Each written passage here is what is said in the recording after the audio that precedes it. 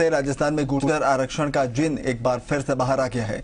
गुर्जर नेता कर्नल किरोड़ी सिंह बैसला के गुर्जरों के 5% एमबीसी आरक्षण बिल को नवी अनुसूची में डाले जाने की मांग का भरतपुर के नदबई से विधायक जोगिंदर रवाना ने समर्थन किया है और इसे गुर्जरों के हित में जायज बताते हुए पीएम नरेंद्र मोदी से इसे नवी अनुसूची में डालने की मांग की है।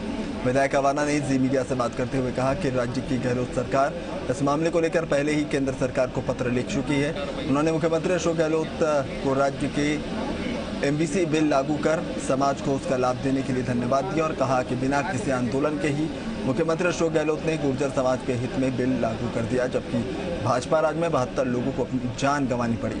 यहाँ तक सवाल राज्य की सरकार का है तो वो तो पहले से ही गुर्जर समेत एमबीसी में शामिल सभी जातियों को इसका लाभ देकर उनको मुख्यधारा से जोड़ने का काम कर रही है।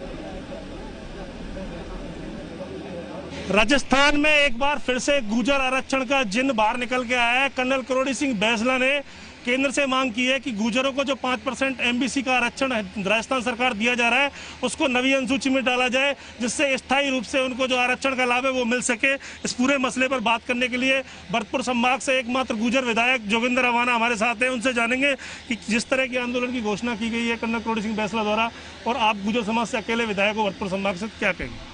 देखिए, मैं सबसे पहले राजस्थान के मुख्यमंत्री श्री अशोक गहलोत साहब का दिल से धन्यवाद करता हूं कि उन्होंने 5% की जो मांग थी, गुर्जरों के आरक्षण की एमबीसी की जो मांग थी, उसको पूरा किया।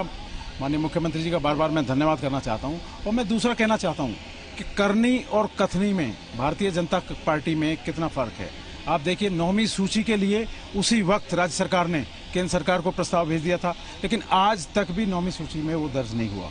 ये बड़े दुख का विषय है। कर्नल साहब, पूरा आंदोलन पूरे प्रदेश के साथ साथ पूरे देश में ये गुर्जरों का आंदोलन चला और पूरे देश के लोग सब एक सूत्र हो गए, एक सूत्र पर गए। लेकिन उसके बाद भी आप देखिए आज कितनी विडंबना है कि 72 लोगों को जिस तरह से गोली से उड़ा दिया वसुंधरा जी की सरकार में, उसके बाद भी उन्होंने आरक्षण नहीं दिया और उसके बाद भी 72 डंडे लाठी नहीं चले और अशोक गहलोत साहब ने हमें आरक्षण दिया।